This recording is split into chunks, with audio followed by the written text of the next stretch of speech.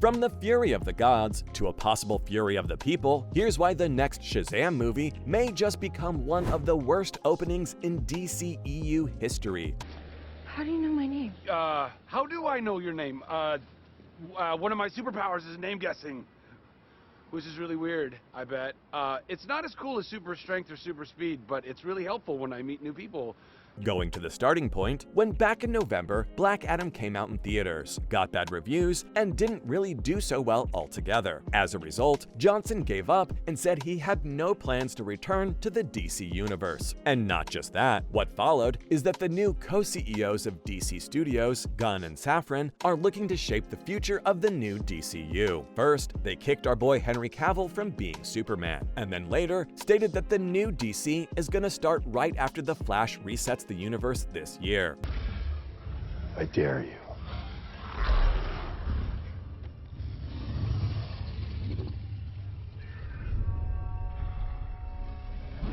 Wise decision. But a movie like Shazam 2 seems to be mostly lost in the DC universe, which makes it hard to predict how well it will do at the box office. And according to Box Office Pro's latest prediction, it will make between $43 million and $52 million in its first 3 days. To start with the good news, this will be the most popular movie over the coming weekends. But that's as good as it gets, at least for the start of the new phase. The highest estimate, like I said, 52 mil, isn't even remotely close to what 2019 Shazam made in its first weekend, making the new Shazam a new lowest. With your heart, unlock your greatest power. The thrones of our brothers and sisters await.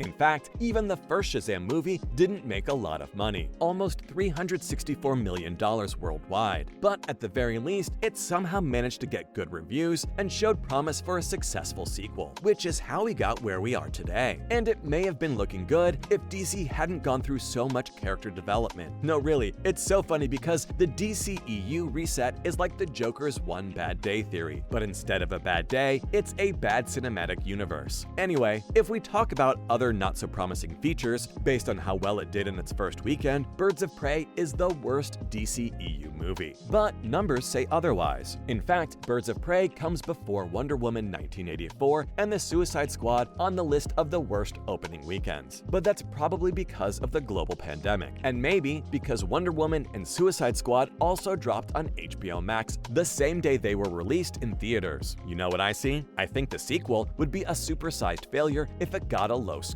I mean, Margot's Birds of Prey is pretty understandable, as it was rated R and was a spin-off that most people clearly didn't like. It's possible that fans will lose interest in the current DC lineup in 2023. This is sad, because there's definitely nothing wrong with the actor who plays Shazam. It's the reset that's probably gonna ruin the movie. Like, why even make a movie when you don't have anything to do with it? And that makes me wonder, is DC really sacrificing today for a brighter tomorrow? You see, one of James Gunn and co-CEO Peter Safran's main worries following the DC Future Talk Expo was how to keep the fans interested, especially in the movies that are scheduled to be released before the reset.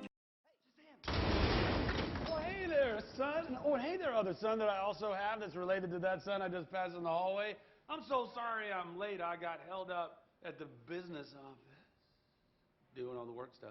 Shazam 2 had a budget of only $125 mil, and still could have turned a profit even if it doesn't do as well at the box office as previous films. So what it actually means is that the future of DC is not dependent on this film, but a bad response from critics could hurt The Flash and Aquaman 2's chances of making money in the future. And keep in mind, these are the two films with much higher commercial expectations. Shazam 2 has just a few days before it hits the screens, and it's already clear that it needs to defy expectations.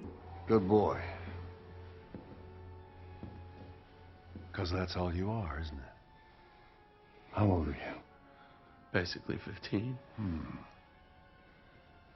Like, come on, this is the time of sequels. Why is everybody doing a bad job with it? Even Marvel said hold my beer and ruined the Ant-Man threequel, but they still managed to make more than $100 million in its first weekend. No pressure, Billy, but it seems like Shazam's future in the DC universe is unclear. And of course, this bad prediction might not be a good sign for the character itself. The actor recently said that Gunn and Safran would decide Shazam's future based on how well the next movie does.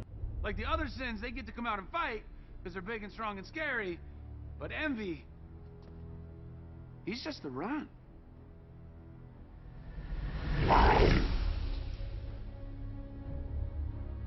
Meanwhile, Grace Caroline recently discussed one of the factors that factored into Box Office Pro's estimates. She addressed the rumors about fans not being interested because of the reset. As I said, it's probably gonna make the movie a standalone piece of irrelevance. Yet she believes that whenever there is a shift, followers tend to assume the worst. She's right, guys. Let them cook. Who knows if it actually does well? But despite all this, I think one of the reasons fans don't really want the movie is that none of us even know what Shazam could do for at least 90% of the movie. Plus, I think it goes without saying that Shazam, Fury of the Gods, is in an odd place, which is too bad. It was made to be a part of the Snyderverse, and almost all of the work on it was done when the DCEU failed. So, the movie could stay the same and be a great way to end the Snyderverse. But let's be honest, that wouldn't be the best thing for the franchise. And it would make more sense to try to change things so that the Shazam movies can be a part of the new DCU. Especially since Safran said in the DCEU Chapter 1 announcements, there's no reason why any of the characters and actors in unreleased films are not a part of the DCU. But the thing is, I don't think it would be that hard to fit Shazam into the DC universe, even if Billy is the only member of the Shazam family who moves to the new universe. But more importantly, there shouldn't be any footage of the characters in the Snyderverse at all. So Shazam could be talking about the versions of these heroes that we haven't seen yet. I also think that Shazam is one of the best things DC has made in the last 10 years, and it shouldn't be thrown away just to start over. Instead, it should be moved to the DCU as soon as possible. And well, the first step is to stop going back to the Snyderverse. And this brings me to my last question. Can the DCEU's final movies avoid being tragic leftovers? When it was announced last year that James Gunn and Peter Safran would reboot the DC franchise under the DC Studios name, it wasn't clear what that meant for the DC movies coming out in 2023. Shazam! Fury of the Gods was expected to be one of the lowest grossing movies of the year, but the lack of excitement about how well it would do at the box office could be bad news for other movies. The Flash has still generated a lot of conversation in recent weeks, and is undoubtedly going to be the crowning achievement for DC this summer, with reports of fantastic test screenings, trailers that tease Michael Keaton's return as Batman, and the promise of a multiverse plot that will prepare Gunn and Safran for their entrance into the DCU. In contrast, there hasn't been much discussion of Blue Beetle, and in recent weeks, there have been rumors that test audiences for Aquaman 2 aren't responding well. And being the final installment of the previous DC franchise, I believe this may not have been how it was meant to finish. Having said that, this was all from Shazam 2 and the possibility of it being one of the worst openings in DCEU history.